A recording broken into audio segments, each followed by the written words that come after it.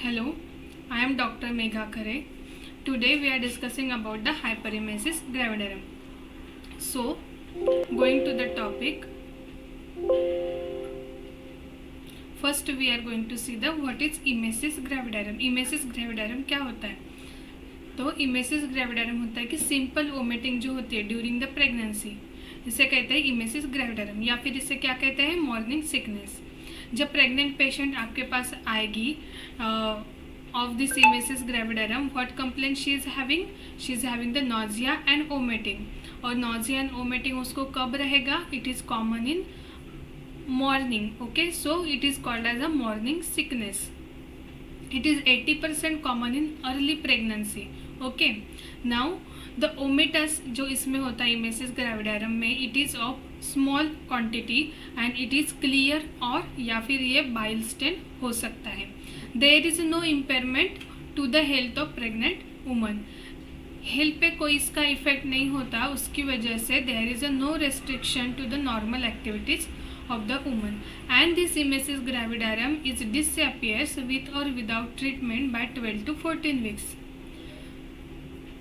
Okay, this emesis ग्रेविडारम में compulsory नहीं है आपको कि उसे ट्रीट करना ही है. ओके, सिम्टम्स अगर ज़्यादा है तो you can treat, but it can also disappear without treatment. और कब तक चला जाता है ये?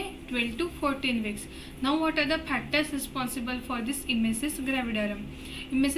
इमेसिस ग्रेविडारम क्यों होता है? Because in the pregnancy there is a high level of HCG and the estrogen, and another factor is the altered immunological status during the pregnancy. These three factors causing the emesis gravidarum. Okay, ये emesis ग्रेविडारम हो गया. हमने क्या देखा? Simple vomiting जिसमें health पे कोई भी इफेक्ट नहीं हो रहा है. Normal activities the pregnant woman कर सकती है. ओके, इसमें वोमिटर स्मॉल, क्लियर या फिर बाइल स्टेन होता है. Now see what is hyper emesis ग्रेविडारम.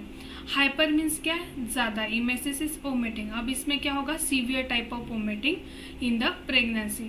अब सीवियर टाइप है तो इसमें हेल्थ पे इफेक्ट भी होगा. So it is having the deleterious effect on the health of that pregnant woman. It incapacitate day to day activities.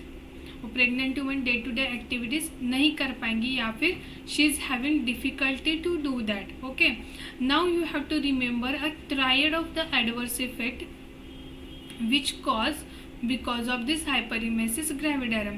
तो इसमें क्या होता है कि more than 5% loss of pre pregnancy weight. Pregnancy से पहले का जो वेट है उसका, उससे मोर देन 5% या फिर मोर देन 5% वेट लॉस होगा. कौन से वेट में वेट लॉस होगा? प्री प्रेगनेंसी वेट जो है उस वुमन का, उसमें. Now the second thing is there is a dehydration, and third is the electrolyte imbalance. Okay, now this in electrolyte imbalance, इसमें क्या होगा? metabolic acidosis. Now see what are the high risk factor for this hyperemesis gravidarum. कौन कौन सी ऐसी condition है जिसमें हाइपरिमेसिस ग्रेविडारम ज़्यादा होता है? So there is the first trimester and it resolved by 20 weeks. Okay, in 90% of the cases it is present only in first trimester, या फिर if it goes into second trimester also then it resolves by 20 weeks. मतलब ये 20 weeks से पहले ही रहेगा. It is more common in first pregnancy. Then younger age अगर है pregnant woman का, then there is the chances of developing hyperemesis gravidarum. Low body mass, history of motion sickness और migraine. पहले से अगर पेशेंट को हिस्ट्री है motion sickness की या फिर माइग्रेन की हिस्ट्री है, and she conceives, okay, that woman is having the chances, high chances of developing the hyperemesis gravidarum. Then the family history of hyperemesis gravidarum in mother and sister. अगर जो pregnant woman अपने पास आई है उसको, उसके family में अगर history है mother को या फिर सिस्टर को हाइपरिमेसिस ग्रेविडारम की, then she is having the more chances of developing this hyperemesis gravidarum.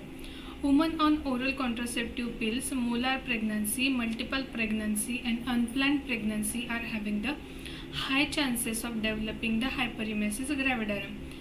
This condition में हाइपरिमेसिस ग्रेविडारम क्यों होता है in molar pregnancy and multiple pregnancy? Because there is again high level of HCG and the estrogen.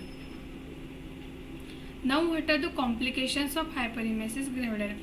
Hyperemesis gravidarum को अगर treat नहीं करते हैं okay तो what serious complication it causing to the health of that pregnant woman ये देखते हैं. तो इसमें सबसे पहले आते हैं कि neurological complication okay, then stress ulcer in stomach, oesophageal tear, jaundice and hepatic failure, convulsion and coma, vitamin K deficiency and the renal failure. Okay, now in this first complication, neurological complication, you have to remember all these names because इस पे आपको बहुत ज़्यादा बार MCQ पूछे गए हैं. तो neurological complication में क्या आता है, इसमें आता है वर्निकेस एनसेफेलोपैथी, ठीक है, then beri due to the thiamine deficiency, peripheral neuritis and Korsakoff's साइकोसिस. Now we are going to solve some MCQ on this short topic. So first question is the severe type of vomiting during the pregnancy which has a deleterious effect on the mother's health. क्या है इसका answer? हाइपरेमेसिस ग्रेविडारम. Emesis ग्रेविडारम में कोई भी डेलेटेरियस effect health पे नहीं होता है and this morning sickness and emesis gravidarum is one of the same. Then going to the next question, hyperemesis gravidarum starts before. हमने देखा हाइपरेमेसिस ग्रेविडारम कब होता है? In first trimester. First trimester option में दिया है क्या? नहीं दिया है. Okay, then when it resolves by 20 weeks. So 20 weeks दिया है क्या? Yes. So your answer is 20 weeks of pregnancy. मतलब ये 20 वीक्स ऑफ प्रेगनेंसी इसके बिफोर स्टार्ट होता है. Okay, next is what is the complication of hyperemesis gravidarum. Now see the option. First is dehydration, second is a low BP, third is Korsakoff psychosis and fourth is a increased vomiting. हमने देखा neurological जो complication है इसमें क्या दिया है? Korsakoff psychosis. Okay, now this dehydration, low BP and increased vomiting, these three are sign and symptoms of the hyperemesis gravidarum. Complication क्या है? Korsakoff psychosis. So next question is all of the following are the risk factor for hyperemesis gravidarum except. Okay, तो this type के question solve करने के लिए आपको जो high risk factors की लिस्ट मैंने पहले बताई स्लाइड में वो सब आपको याद होने ज़रूरी है. Now see what are the options given for this question. First is a familial history of. Familial history होती है क्या हाइपरेमेसिस ग्रेविडारम में? Important. Yes. Second is a multiple pregnancy. Multiple pregnancy risk factor है क्या? Yes, because HCG and estrogen का level multiple pregnancy में ज़्यादा होता है. Third is the molar pregnancy. Molar pregnancy में there is a high risk of hyperemesis ग्रेविडारम. होता है क्या? होता है. क्यों? Because this condition is also having the high level of HCG. And fourth is a multigravida. Multigravida is your answer. Why multigravida is your answer? Because हमने देखा कि हाइपरेमेसिस या फिर इमेसिस ग्रेविडारम जो है ये फर्स्ट प्रेगनेंसी में मोस्ट कॉमन होता है. You have to remember in first pregnancy and first trimester. Okay, first pregnancy में कॉमन होता है एंड फर्स्ट ट्राइमेस्टर में होता है. Now what is the management of this hyperemesis ग्रेविडारम.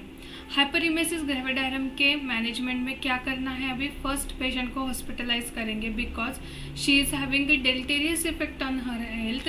She is incapacitated to do her day to day activity. वो उसकी day to day activities नहीं कर पा रही है. Okay, so we will advise for the hospitalisation. Then we will go for investigation. तो क्या क्या इन्वेस्टिगेट करेंगे? You have to send the urine analysis. Okay, then thyroid profile जिसमें सीरम TSH, T3, T4 करेंगे एंड USG क्यों करना है?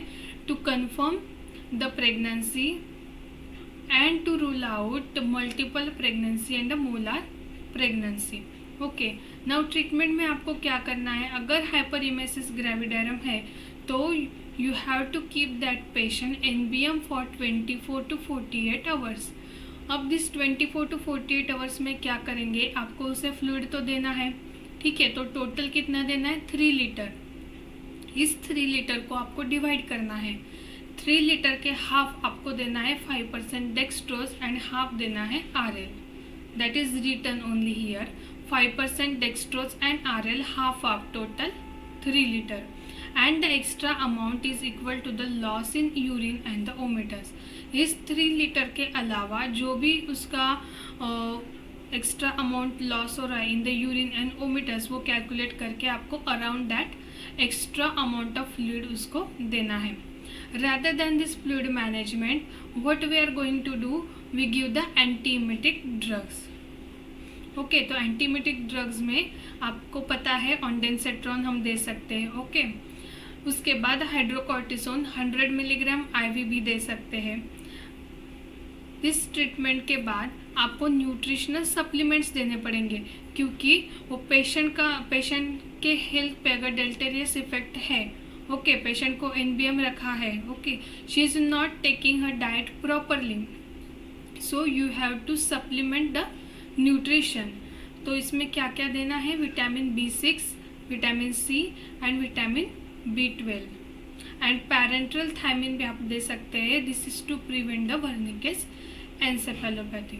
Okay this is the management of hyperemesis gravidarum. जो इमेसिस ग्रेविडारम के पेशेंट है या फिर सिंपल वोमिटिंग के जो पेशेंट हैं वो OPD बेसिस पे मैनेज किए जाते हैं. ओके उनको आप ऑन्डेंसेट्रॉन या फिर दिस न्यूट्रिशनल सप्लीमेंट अगर उनको दे दिए जाए तो सिम्टम्स रिजॉल्व हो जाते हैं. If the patient is not responding to that treatment, oral treatment और the OPD basis treatment, then we are going to hospitalize that patient and we do the management according to this protocol.